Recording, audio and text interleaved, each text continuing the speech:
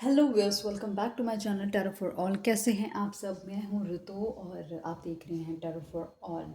Guys, channel पे पहली बार आए हैं तो रिक्वेस्ट करूंगी चैनल को सब्सक्राइब कर दीजिएगा, वीडियो को लाइक कीजिएगा, शेयर कीजिएगा फ्रेंड फैमिली कलीग रिलेटिव के साथ। आपके द्वारा की गई कोई भी एक्टिविटी मेरे चैनल को सपोर्ट करती है और ये वीडियो को मौका मिलता है, चैनल को मौका मिलता है आगे जाने का। मैं अपने रेगुलर 500 सब्सक्राइबर्स का तहे दिल से शुक्रिया अदा करती हूँ। और जो मेरे चैनल पे 60,000 व्यूअर्स हैं जो देख रहे हैं, जिसने जब से चैनल बना है तब से जो भी व्यूअर्स देख रहे हैं इसे, उनको भी बहुत बहुत ज़्यादा शुक्रिया, थैंक यू सपोर्ट करने के लिए। लेकिन 500 जो मेरे सब्सक्राइबर हैं उनका तो सच में थैंक यू मेरे पे ट्रस्ट करने के लिए। थैंक यू मुझे एक मौका देने के लिए कि मैं आपके लिए वो सब चीज़ें जो आपके अंदर, आपके दिल दिमाग को तकलीफ़ दे रही हैं, आपको मैं क्लैरिटी लेके आ सकूँ। गाइस, ये किसी की पर्सनल रीडिंग्स नहीं होती हैं, ये एक इंट्यूटिव रीडिंग्स होती हैं, ठीक है। टाइमलेस रीडिंग है, जब भी आपके सामने है तब आपसे रेजोनेट भी कर सकती है, कुछ पार्ट रेजोनेट कर सकता है या बिल्कुल रेजोनेट नहीं करेगी। नहीं रेजोनेट करती तो एज एन एंटरटेनमेंट पर्पस भी आप इसको देख सकते हैं। इन रीडिंग्स के बेसिस पे कोई भी आप मेजर स्टेप्स नहीं लेंगे, ठीक है। जो भी होता है वो सारा पर्सनल रीडिंग आपको लेनी पड़ती है। आप लोगों से रिक्वेस्ट है, चैनल को सब्सक्राइब के साथ साथ बेल का आइकन भी प्रेस कर दीजिएगा, जैसे न्यू वीडियो आएंगी, न्यू रीडिंग्स होंगी तो आपके पास नोटिफिकेशन पहुंच जाएगा। इस चैनल पे 500 से भी ज़्यादा वीडियोस अपलोड करी हुई हैं, आप चाहें तो उसको भी एक्सप्लोर कर सकते हैं। 1 मिनट की वीडियोस देखना चाहते हैं तो मैंने शॉर्ट्स में भी बहुत सारी वीडियोस अपलोड करी हुई हैं। मैंने स्पेसिफिकली आपके लिए प्लेलिस्ट भी क्रिएट करी है, तो ताकि आप वहाँ जाकर भी अपने पर्टिकुलर टॉपिक पे रीडिंग देख सकते हैं। कोई ऐसी रीडिंग आप चाहते हैं जो मैंने तक अभी तक चैनल पे नहीं करी है, तो आप कमेंट बॉक्स पे मेरी किसी भी वीडियो में जाके कमेंट कर दो कि मेरे को इस टॉपिक पे रीडिंग चाहिए। आपकी पर्सनल रीडिंग नहीं होगी वो, लेकिन कहीं ना कहीं फिर भी कुछ आपको चीज़ें पता चल जाएंगी उस थॉट प्रोसेस जो आपको डिस्टर्ब कर रहे हैं, ठीक है। रीडिंग्स एक तरीके से हीलिंग का काम भी करती हैं, क्योंकि आपको वो इनकरेज करती हैं कि आप अपने लिए लाइफ में बेटर करें। और कहीं ना कहीं जहाँ पर आपको प्रिकॉशंस लेने हैं या फिर स्टेप बैक्स लेनी पड़ सकते हैं लाइफ के अंदर, अगर सेम चीज़ रेजोनेट होती है तो वो भी आपको गाइडेंस देती है। कोई भी चीज़ आपको 100% श्योरिटी के साथ नहीं बताती कि ये चीज़ होगी ही होगी। लाइफ में हमेशा कुछ ऐसा पार्ट होता है जो कि प्रकृति अपने तक रखती है, वो किसी को भी बताना पसंद नहीं करती, ठीक है। तो देर ना करते हम शुरू करते हैं अपना आज का जो हमारा टॉपिक है, वो है कि आपकी बॉन्डिंग आपकी मदर इन लॉ के साथ कैसे रहने वाली है, ठीक है। और ये देखकर आपके स्पाउस की फीलिंग क्या होंगी, मतलब उनको कैसा फील होगा कि जैसी आपकी बॉन्डिंग होगी आपकी मदर इन लॉ के साथ, ठीक है। तो हम आज की हमारी यही रीडिंग होगी, तो let's see.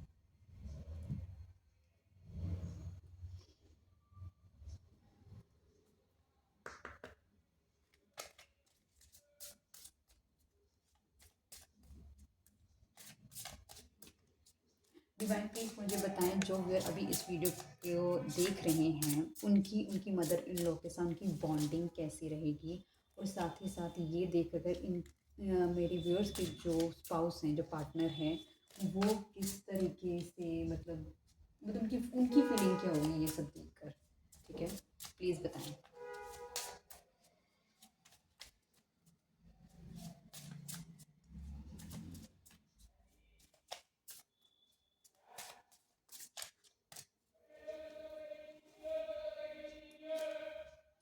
Okay, between two worlds, it feel like कि आप और आपकी जो मदर इन लॉ होंगी वो कम्प्लीटली दोनों एक दूसरे से बहुत ही अलग होंगे। अगर मान के चलो आप वो धार्मिक हैं तो वो धार्मिक नहीं होंगी, ठीक है। जो भी होगा ना, एकदम ऑपोजिट होगा आप दोनों के बीच के अंदर। तो ये सारी चीज़ें मतलब आप दोनों अलग दुनिया से आए हुए लोग, मतलब दोनों एक तरीके से अपने आप को अलग, मतलब मान के चलो कि आपकी सासू माँ को घर का काम करना बहुत पसंद है तो आपको बिल्कुल भी पसंद नहीं होगा। वो चाहेंगे कि आप घर बैठ के काम करें, तो आप बिल्कुल भी घर बैठ के काम करना नहीं चाहेंगे। तो इस तरीके से हो सकता है कि आप दोनों बहुत ही डिफरेंट वर्ल्ड के हों, डिफरेंट थॉट प्रोसेस के हों, मतलब एक दूसरे से कम्प्लीटली ऑपोजिट हों, लेकिन आप लोगों को कहीं ना कहीं एक चीज़ बांधती है, शायद वो इमोशंस हो सकते हैं जो आप दोनों को होल्ड करके रखते हों, ठीक है।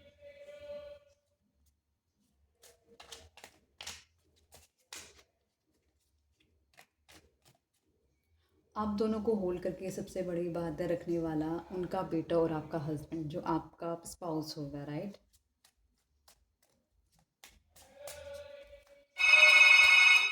डिवाइन प्लीज़ बताएं यहाँ पे बिटवीन वर्ल्ड्स का कार्ड क्यों आया है। ओके, आप एक ऐसे पर्सन होंगे जो कम्प्लीटली बहुत ही ज़्यादा स्टेबल पर्सन है, ग्राउंडेड पर्सन है। इमोशंस को कहीं ना कहीं आप होल्ड करके रखते होगे। आप ज़्यादा अपने आप को शोकेस नहीं करते होगे कि ये चीज़ आपको बुरी लग रही है या वो चीज़ आपको बुरी लग रही है। आप क्योंकि आप समझते हैं कि जो इमोशंस हैं वो टेम्परेरी होते हैं, परमानेंट कुछ चीज़ें नहीं होती। परमानेंट जो होते हैं हमारे एक्शंस होते हैं कि हम चीज़ों को लेकर रिएक्ट कैसे कर देंगे, वो सबसे बड़ी चीज़ होती है। तो कहीं न कहीं ऐसा दिख रहा है कि आप बहुत ही एक नर्चरिंग काइंड के पर्सनालिटी के पर्सन हैं। कहीं न कहीं आप बहुत ही प्रैक्टिकल पर्सन हैं। तो आप पर उनका अगर कोई डिफ़रेंशिएशन का मोड होगा वो भी बहुत ज़्यादा प्रभाव नहीं डालने वाला। आप एक सपोर्टिव काइंड पर्सनालिटी के पर्सन हैं, ठीक है, जिस पे यकीन किया जा सकता है। आप आपके फिनेंस बहुत अच्छे हो सकते हैं, ठीक है, और कहीं न कहीं आपके जो पेरेंट्स हैं शायद उनमें से कोई गवर्नमेंट जॉब में काम भी करता हो सकता है।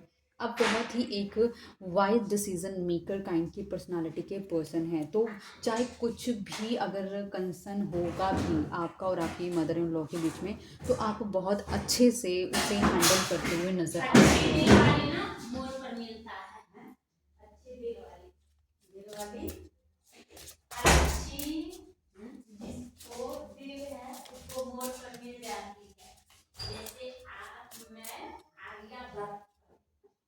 ओके, टू बी फेयर,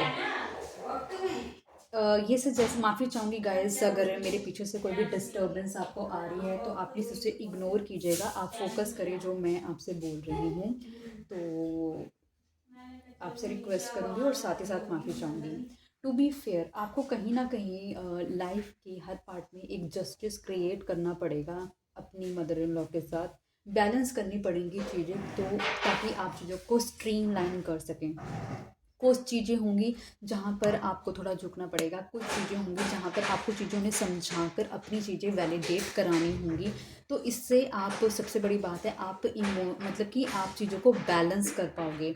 आप एक फेयर डिसीज़न ले पाओगे और कहीं न कहीं आप सामने वाले को भी कन्विंस कर पाओगे कि वो जो आपने डिसीज़न लिया है वो क्यों और कितना सही है। क्योंकि आपकी डिसीज़न मेकिंग पावर बहुत ही क्लियर होने वाली है। आप कभी भी एक ऐसा डिसीज़न नहीं लेंगे जो फ्यूचर में आपको भी कहीं न कहीं हार्म करे या सामने वाले को हार्म करे। आप सेल्फिश होके कोई भी डिसीज़न लेते हुए नहीं नज़र आ रहे। आप सारे डिसीज़न बहुत ही बैलेंस्ड वे में लेते हुए नज़र आ रहे हो।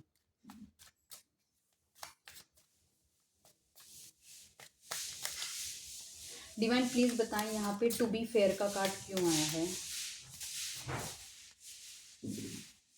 ओके, आप अपनी लाइफ से कहीं ना कहीं अपने आप को इमोशनली विड्रॉन करते हुए नज़र आ रहे हो। आप एक लाइफ में प्रैक्टिकल स्टेप्स लेते हुए नज़र आ रहे हो कि आपको एक चीज़ पता है कि इमोशनली लोग आपसे कनेक्ट होकर हो सकता है आपका फ़ायदा उठाएं, लेकिन आप एक प्रैक्टिकल डिसीज़न बनाकर अपनी लाइफ में आगे बढ़ेंगे तो वो आपको बहुत ही ज़्यादा हेल्प करेगा अपनी चीज़ों को बेटर करने के लिए।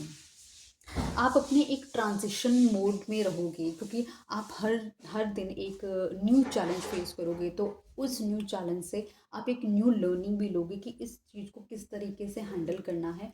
और आप चीज़ों को ना कुछ भी अगर थोड़ी बहुत बात हो भी जाती है आप दोनों के बीच में, आपकी और आपकी मदर इन लॉ के बीच में, आप मूव ऑन करोगे। आप चीज़ों को स्टिक ऑन नहीं रहोगे, लेकिन यस अपनी जो मेजर लेसन्स हैं उनकी लेसन ज़रूर लोगे और बाकी की चीज़ों को छोड़ते जाओगे। क्योंकि आप अपनी लाइफ में बैगेज क्रिएट नहीं करना चाहते। आपको बस इतना पता है कि अगर आप आपको बस इतना पता है कि मुझको ये रिलेशनशिप मेंटेन करना है और कहीं ना कहीं अपनी टर्म्स पे भी मेंटेन करना है कि चीज़ें आपको हार्म ना करें। क्योंकि आप इमोशनली डिस्कनेक्ट रहोगे तो आप कहीं ना कहीं इतना ज़्यादा हर्ट भी फील नहीं करोगे और अपनी थॉट बिल्कुल क्लैरिटी के साथ सामने वाले पे रखते हुए नज़र आ रहे हो।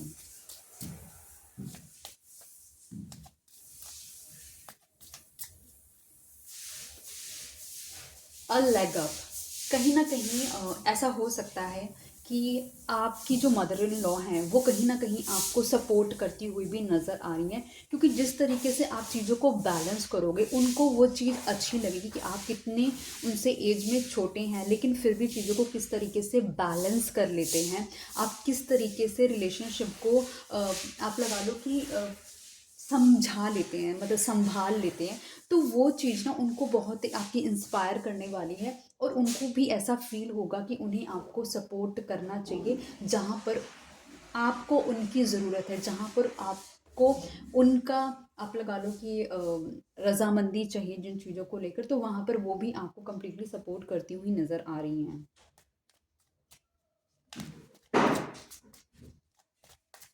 डिवाइन प्लीज़ बताएं अ लैग अप का कार्ड क्यों आया है।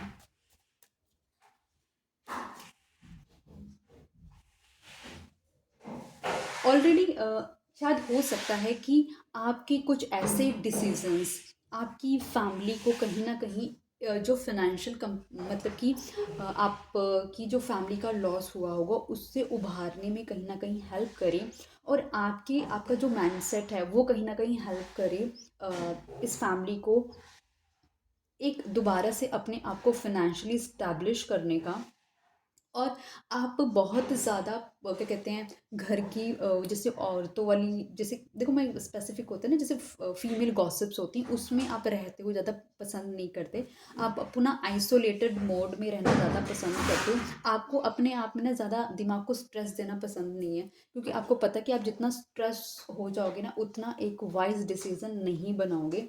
तो आप अपने आप को अवॉइड करते हो इन सब चीज़ों से, और आप प्रेफर करोगे कि आप एक आप क्योंकि आपके सपोर्ट से चीज़ें काफ़ी बेटर होंगी। तो ये रीज़न भी हो सकता है कि आपकी जो मदर इन लॉ है वो आपको सपोर्ट करेगी, आपको इस लाइफ की जर्नी में, आपकी जो शादी है उसके अंदर।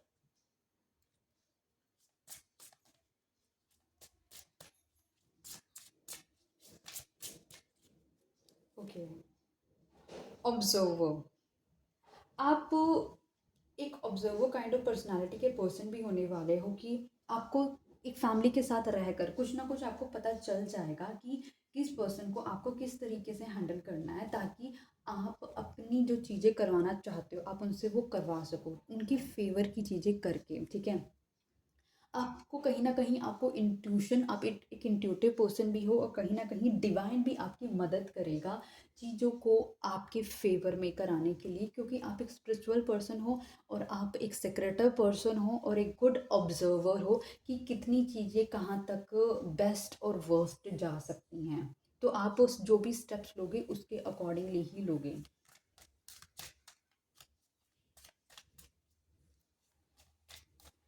डिवाइन प्लीज़ बताएँ यहाँ पे ऑब्ज़र्वर का कार्ड क्यों आया है?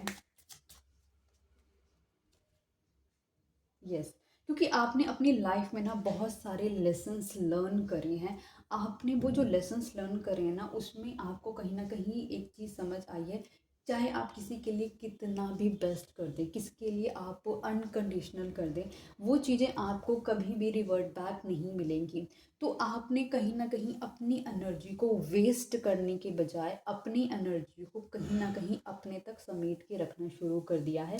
जिसको जितनी एनर्जी आपको देनी है सिर्फ आप उतनी ही एनर्जी सामने वाले को देते हैं, और बाकी की बाकी आप अपने पास समेट के रखते हैं, क्योंकि आपको पता है कि आपके फर्दर चीज़ों के लिए आपको अपनी एनर्जी की और साथ ही साथ एक वाइज डिसीज़न बनाने के लिए एक एनालिटिक्स की बहुत ज़्यादा ज़रूरत होगी। तो आप लोगों के पिछाड़ों में ज़्यादा पड़ते नहीं हैं और ना ही फैमिली गॉसिप्स में पड़ते हैं, और ना ही वो चीज़ें आपको अट्रैक्ट करती हैं। आप सॉलिट्यूड में रहना ज़्यादा पसंद करते हैं, अपने आप को डिवाइन के आगे सरेंडर रखना ज़्यादा पसंद करते हैं, अपनी तरफ से बेस्ट देंगे और आप किसी चीज़ को ज़्यादा फोर्स नहीं करेंगे। The best of the best आप जितना आप कर सकते हैं चीज़ें अपने फेवर में वो करेंगे, और इसीलिए शायद डेस्टिनी और कह लो यूनिवर्स और आपकी मदर इन लॉ भी आपको फेवर करते हुए ही नज़र आ रहे हैं, इंस्टेड ऑफ वो आपके अगेंस्ट जाते हुए नज़र नहीं आ रहे, क्योंकि आप बहुत ज़्यादा एड ऑन करने वाले हो इस रिलेशनशिप के अंदर।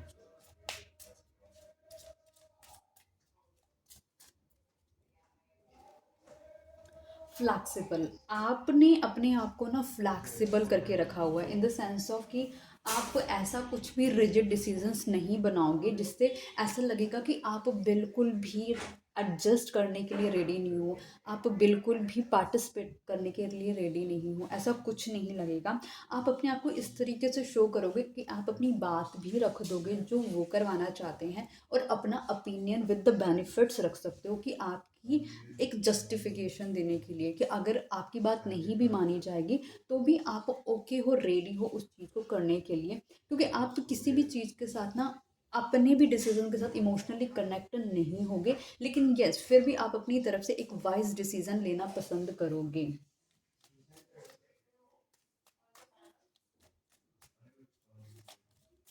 डिवाइन प्लीज बताएं यहाँ पे फ्लेक्सिबल का कार्ड क्यों आया है।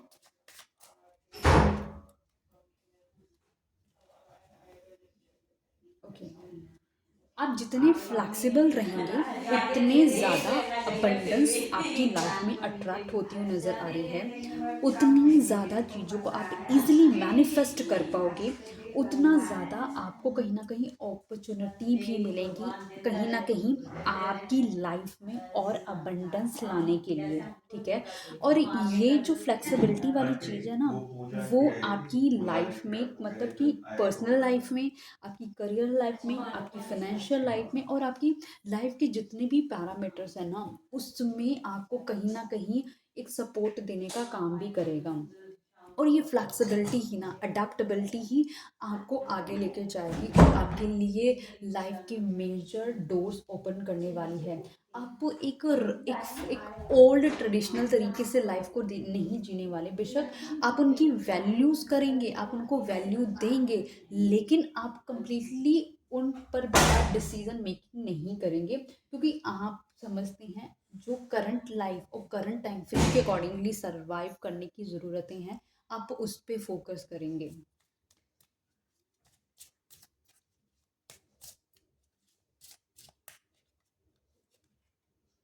लॉयल हार्ट, आपकी तरफ से ये सब चीज़ें देखकर कहीं ना कहीं आपकी मेरे ख्याल से मदर इन लॉ भी बहुत आपके लिए शायद जो कम्प्लीटली आधुनिक डिफरेंट दुनिया से आने वाले लोग हो, कहीं ना कहीं वो भी आपके लिए लॉयल हो जाएंगी और आपको सपोर्ट करेंगी। और डेफिनेटली आपके हस्बैंड, जब एक मेल के लिए सबसे बड़ी बात ये होती है कि उसको दिखता है ना कि उसकी वाइफ फैमिली को अच्छे से संभाल रही है, उसकी एब्सेंस में उसके पेरेंट्स का टेक केयर कर रही है, उसकी एब्सेंस में उसके मतलब कि उस बॉय के पेरेंट्स तारीफ कर रहे हैं उस लड़की की, तो कहीं ना ये एक कॉन्फिडेंस देगा आपके पार्टनर में भी आपके लिए, और आपको भी अच्छा लगेगा कि आपका पार्टनर अपनी लॉयल्टी आपको शो कर रहा है। मतलब एक डिवोशन रहेगी, मतलब एक वैल्यू दी जाएगी आपको, और आपकी मदर इन लॉ से भी और आपके पार्टनर से भी वो चीज़ें आपको मिलेंगी। तो एक बहुत ही एक रिस्पेक्टफुल जेस्टर रहने वाला है आपकी लाइफ के अंदर।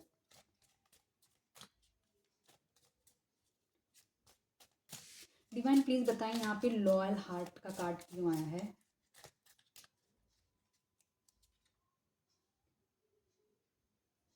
आप कहीं ना कहीं लाइफ के अंदर अनबायस्ड होकर डिसीजन लेते हैं, जस्टिस करते हैं अपने, आप सामने वाले को भी इंडिपेंडेंस देते हैं और आप अपनी इंडिपेंडेंस भी मांगते हैं। ठीक है, आप एक क्लियर बाउंड्रीज क्रिएट करते हैं कि ना ज़्यादा आपको हार्म हो और ना आप किसी और को हार्म करना पसंद करो।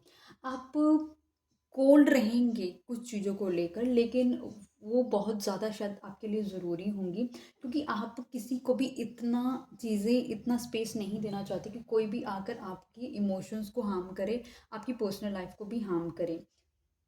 आप एक क्लियर माइंडसेट के पर्सन हैं, आपके पर्सपेक्टिव चीज़ों को लेके बहुत ज़्यादा क्लियर हैं, और ये चीज़ें ना आपके पर्सन को आपके लिए दिखेंगी कि आप कोई मैनिपुलेशंस नहीं करते हैं, और आप बहुत ज़्यादा चीज़ों को एक स्टेबल डिसीजन मेकर वाले पर्सन हैं, क्लैरिटी के साथ चीज़ें रखते हैं, तो ये आपके पर्सन को हो सकता है बहुत ज़्यादा अट्रैक्ट भी करेंगी।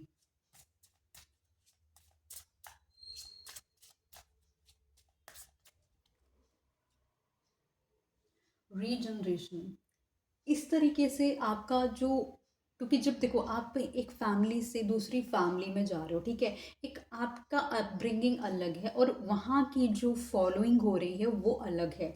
तो ये आप दोनों की मर्जर से, आपकी मदर इन लॉ आपके हस्बैंड की चीज़ों के मर्जर से ये रिलेशनशिप एक और अच्छे तरीके से ग्रो करेगा, इसकी बहुत अच्छी फाउंडेशन बनेगी, क्योंकि इस रिलेशनशिप के अंदर अंडरस्टैंडिंग होगी, एक दूसरे को सपोर्ट करने की ताकत होगी, एक दूसरे की डिसीजंस को वैल्यू करने की ताकत होगी।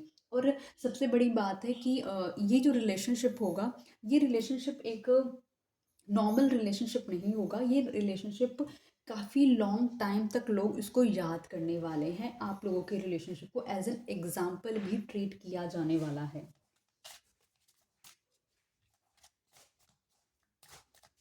डिवाइन प्लीज़ बताएं यहाँ पे रीजनरेशन का कार्ड क्यों आया है। okay. 6 ऑफ पेंटिकल्स एग्जैक्टली मैंने आपको बताया, क्योंकि यहाँ पे इक्वली गिव एंड टेक होने वाला है रिलेशनशिप के अंदर। आपकी मदर इन लॉ भी इस रिलेशनशिप के अंदर इक्वली पार्टिसिपेट करती हुई नज़र आ रही है, आप भी इस रिलेशनशिप में इक्वली पार्टिसिपेट करते हुए नज़र आ रही हैं। जहाँ पे आप दोनों को डिस्टेंस चाहिए, स्पेस चाहिए, वहाँ पे स्पेस देते हुए नज़र आ रहे हैं। जहाँ पर एक दूसरे की आपको रिस्पेक्ट रखनी है वो रिस्पेक्ट देते हुए नज़र आ रहे हैं। आप एक दूसरे को इनकरेज करते हुए नज़र आ रहे हैं, और यही रीज़न रहेगा, बेस रहेगा आप और आपकी मदर इन लॉ के, मतलब कि उनको एक हैप्पीनेस, एक बूढ़े इंसान को एक हैप्पीनेस चाहिए होती है, और एक यंग पर्सन को अपनी लाइफ में हर तरीके से ग्रोथ चाहिए, फाइनेंशियल ग्रोथ चाहिए, मेंटल ग्रोथ चाहिए, मतलब वो सारी ग्रोथ चाहिए। और ये कहीं ना कहीं उनकी फैमिली को, उनकी लगा लो उनकी जनरेशन को दिखेगा कि किस तरीके से आपने अपनी प्रेजेंस से चीज़ों को हैंडल करा और एड ऑन करा है उनकी लाइफ को, और ये एक फिनेंशियल स्टेबिलिटी भी लेकर आएगा।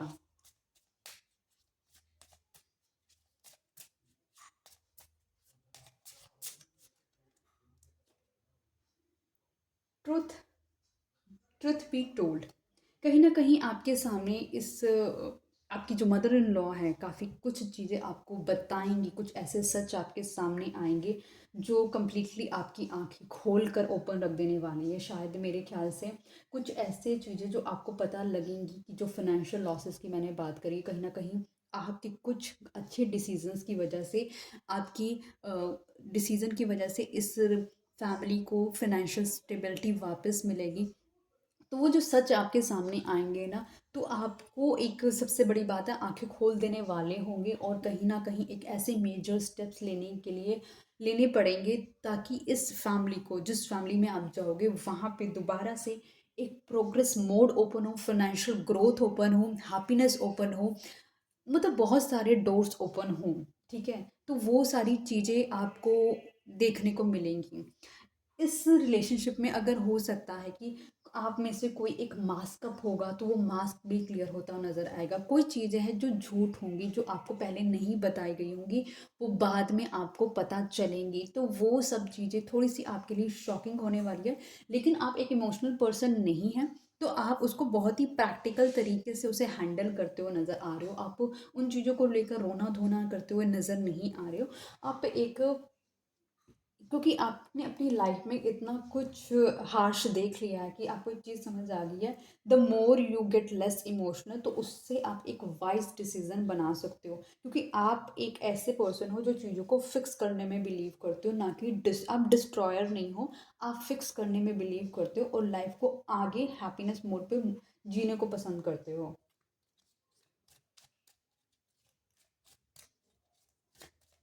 डिवाइन प्लीज बताएं यहाँ पे ट्रुथ बी टोल्ड का कार्ड क्यों आया है। ओके, कुछ ऐसी चीज़ें हो सकती हैं जिसकी वजह से, अगर आप लगा लो कि आपकी मदर इन लॉ आपको इमोशनली सपोर्ट अगर नहीं कर रही है, तो वो चीज़ें आपको समझ आएंगी over the period of time कि उन्होंने वो इमोशनल सपोर्ट करना, मतलब क्यों वो इमोशनली क्यों अवेलेबल नहीं है, या फिर उनके साथ ऐसा क्या चीज़ हुआ कि जो अपनी लाइफ को लेके बहुत ज़्यादा डिसअपॉइंटेड फील करती हैं। उनको ऐसा लगता है कि शायद उनको कोई सपोर्ट नहीं करता है, या फिर वो अपने आप को लोगों से सबसे अलग करती, कटी कटी रहती हैं, तो अपने आप को सबसे जुदा समझती हैं। तो वो सारी चीज़ें आपको जब पता लगेंगी तो वो सारी चीज़ें आपके लिए बहुत शॉकिंग होने वाली है।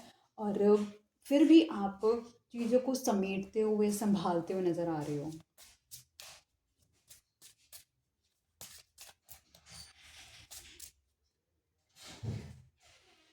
चॉप ओवर्ट, जो चीज़ जैसी थी, जिस कंडीशन में आपने अपने पार्टनर को चुना, फैमिली को चुना, वो आपकी विजडम से, आपकी क्रिएटिविटी से वो चीज़ इस तरीके से फिनिशिंग में आने वाली है, इस तरीके से ग्रो करने वाली है कि बहुत सारे लोग उसे देखने वाले हैं कि आपने कंप्लीटली इस फैमिली को ट्रांसफॉर्म कर दिया एक बेस्ट वर्जन में, एक अच्छे तरीके में, ताकि मतलब और लोगों को बहुत ज़्यादा इंस्पिरेशन मिलने वाली है।